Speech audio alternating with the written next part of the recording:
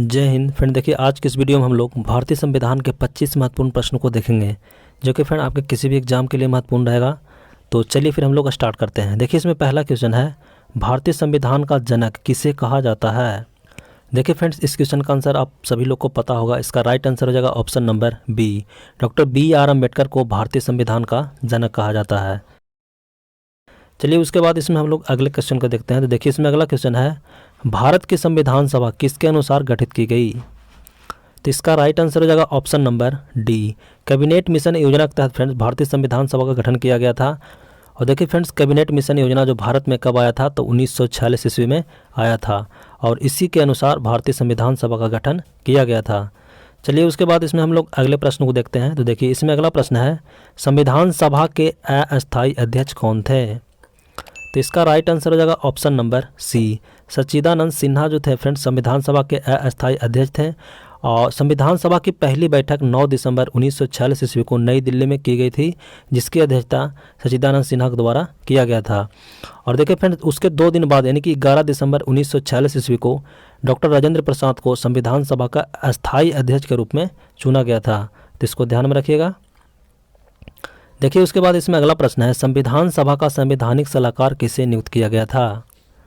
तो इसका right answer हो जाएगा option number C, BN Rao को फ्रेंड्स संविधान सभा का संवैधानिक सलाहकार नियुक्त किया गया था। चलिए उसके बाद इसमें हम लोग अगले प्रश्न को देखते हैं।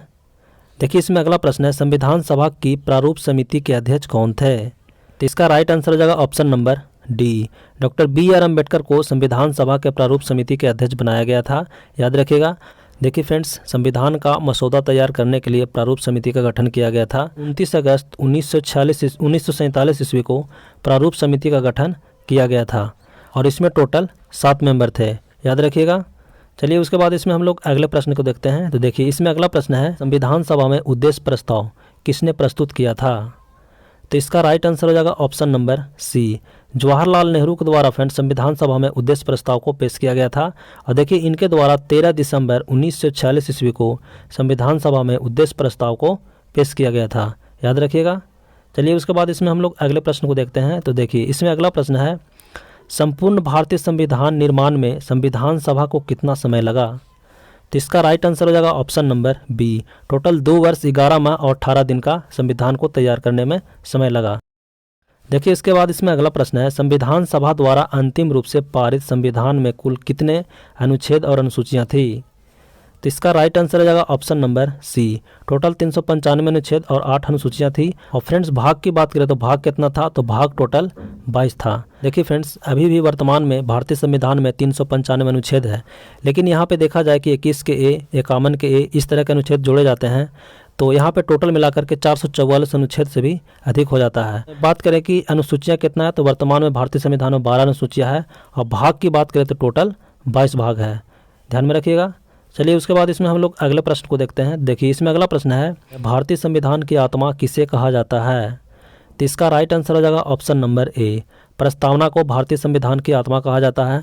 देखिए फ्रेंड्स, यहाँ से क्वेश्चन और पूछा जाता है कि डॉक्टर BR अम्बेडकर ने भारतीय संविधान की आत्मा किसे कहे हैं। तो याद रखिएगा कि आर्टिकल 32 यानी कि अनुच्छेद 32 को डॉक्टर BR अम्बेडकर द्वारा भारतीय संविधान का आत्मा कहा गया है। देखिए इसमें अगला प्रश्न है, भारतीय संविधान कब अंगीकृत किया। तो इसका राइट आंसर हो जाएगा ऑप्शन नंबर सी, 26 नवंबर 1949 को भारतीय संविधान को अंगीकृत किया गया था। देखिए फ्रेंड्स, इसीलिए 26 नवंबर को भारतीय संविधान दिवस के रूप में मनाया जाता है। लेकिन भारतीय संविधान को पूर्ण रूप से लागू कब किया गया था, तो 26 जनवरी 1950 को पूर्ण रूप से लागू किया गया था। उसके बाद देखिए इसमें अगला प्रश्न है, निम्नलिखित में से किस तिथि को भारतीय संविधान लागू किया गया था। तो इसका राइट आंसर हो जाएगा ऑप्शन नंबर ए, 26 जनवरी 1950 को फ्रेंड्स भारतीय संविधान को पूर्ण रूप से लागू कर दिया गया था। चलिए उसके बाद इसमें हम लोग अगले प्रश्न को देखते हैं। तो देखिए इसमें अगला प्रश्न है, भारतीय संविधान में भारत को कौन सा नाम उल्लिखित है। तो इसका राइट आंसर हो जाएगा ऑप्शन नंबर सी, भारत और इंडिया। देखिए फ्रेंड्स, भारतीय संविधान में भारत के 2 नाम से जाना जाता है, भारत और इंडिया। देखिए फ्रेंड्स, ऐसे तो भारत को कई नामों से जाना जाता है, जैसे कि भारत इंडिया हो गया, हिंदुस्तान, आर्यव्रत, जम्बूद्वीप। तो याद रखिएगा इसको। देखिए इसमें अगला है, विश्व का सबसे बड़ा लिखित एवं सर्वाधिक व्यापक संविधान किस देश का है। तो इसका राइट आंसर हो जाएगा ऑप्शन नंबर बी। भारत का संविधान जो है फ्रेंड्स विश्व का सबसे बड़ा लिखित और सर्वाधिक व्यापक संविधान है। चलिए उसके बाद इसमें हम लोग अगले प्रश्न को देखते हैं। तो देखिए इसमें अगला प्रश्न है, भारतीय संविधान में समवर्ती सूची की प्रेरणा कहाँ से ली गई है? तो इसका राइट आंसर हो जाएगा ऑप्शन नंबर सी, ऑस्ट्रेलिया के संविधान से। और देखिए फ्रेंड्स भारतीय संविधान में 3 प्रकार की सूचियां हैं, संघ सूची, राज्य सूची और समवर्ती सूची। तो याद रखिएगा।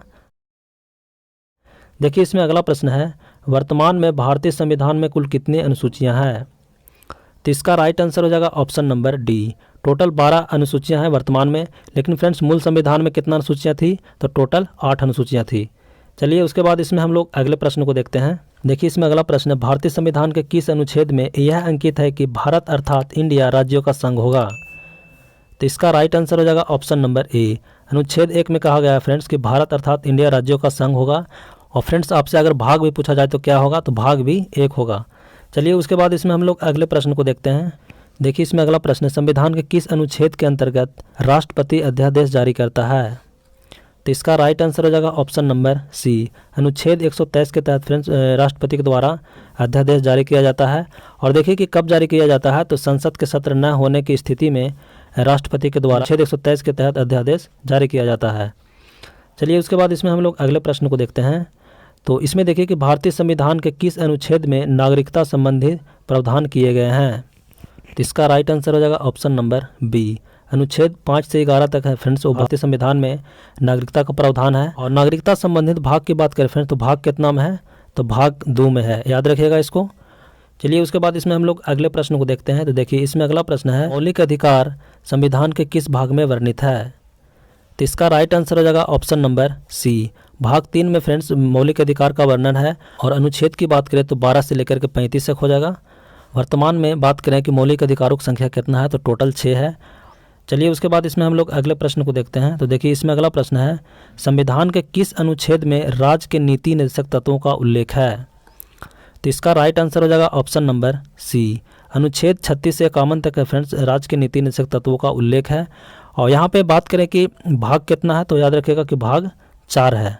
राज्य के नीति निर्देशक तत्व को कहाँ से लिया गया है? तो ये आयरलैंड के संविधान से लिया गया है। चलिए उसके बाद इसमें हम लोग अगले प्रश्न को देखते हैं, वर्तमान में संविधान में कुल कितने मूल कर्तव्यों का उल्लेख है? तो इसका राइट आंसर हो जाएगा ऑप्शन नंबर डी, टोटल 11 जो है फ्रेंड्स भारतीय संविधान में मूल कर्तव्य है। और देखिए फ्रेंड्स भारतीय संविधान में जो मूल कर्तव्य है अनुच्छेद कितना में चर्चा किया गया है इसका? तो अनुच्छेद 51 के ए में है, याद रखिएगा इसको। और भाग की बात करें फ्रेंड्स तो भाग कितना में है? भाग 4 के क में है। और फ्रेंड्स भारतीय संविधान में मूल कर्तव्यों को कहाँ से लिया गया है? तो रूस के संविधान से लिया गया है। देखिए इसमें अगला प्रश्न है, संसद के दोनों सदनों के संयुक्त अधिवेशन की अध्यक्षता कौन करता है? तो इसका राइट आंसर हो जाएगा ऑप्शन नंबर सी, लोकसभा अध्यक्ष के द्वारा फ्रेंड्स संयुक्त अधिवेशन की अध्यक्षता किया जाता है। देखिए फ्रेंड्स संयुक्त अधिवेशन को राष्ट्रपति के द्वारा बुलाया जाता है, लेकिन अध्यक्षता कौन करता है? तो लोकसभा के अध्यक्ष करता है। और संयुक्त अधिवेशन की व्यवस्था अनुच्छेद 108 में है, याद रखिएगा। और यह ऑस्ट्रेलिया के संविधान से लिया गया है। चलिए उसके बाद इसमें हम लोग अगले प्रश्न को देखते हैं। देखिए इसमें अगला प्रश्न है, राष्ट्रपति पद के उम्मीदवार के लिए अधिकतम आयु सीमा कितनी चाहिए? इसका राइट आंसर हो जाएगा ऑप्शन नंबर डी। देखिए फ्रेंड्स राष्ट्रपति बनने के लिए कोई अधिकतम आयु सीमा नहीं है, लेकिन न्यूनतम आयु सीमा राष्ट्रपति बनने के लिए 35 वर्ष चाहिए। इसके अलावा राज्यपाल और उपराष्ट्रपति को भी बनने के लिए 35 वर्ष न्यूनतम आयु सीमा चाहिए। चलिए उसके बाद इसमें हम लोग अगले प्रश्न को देखते हैं, राज्यसभा का सभापति कौन होता है? तो इसका राइट आंसर हो जाएगा ऑप्शन नंबर बी, उपराष्ट्रपति जो होता है फ्रेंड्स राज्यसभा का सभापति होता है, उसको ध्यान में रखिएगा। चलिए उसके बाद इसमें हम लोग अगले प्रश्न की बात करते हैं। देखिए फ्रेंड्स आज की वीडियो का इस आखिरी क्वेश्चन है और देखिए 25वां क्वेश्चन है, राष्ट्रपति चुनाव संबंधित मामले किसके है? तो इसका राइट आंसर हो जाएगा ऑप्शन नंबर सी, उच्चतम न्यायालय के पास भेजा जाता है।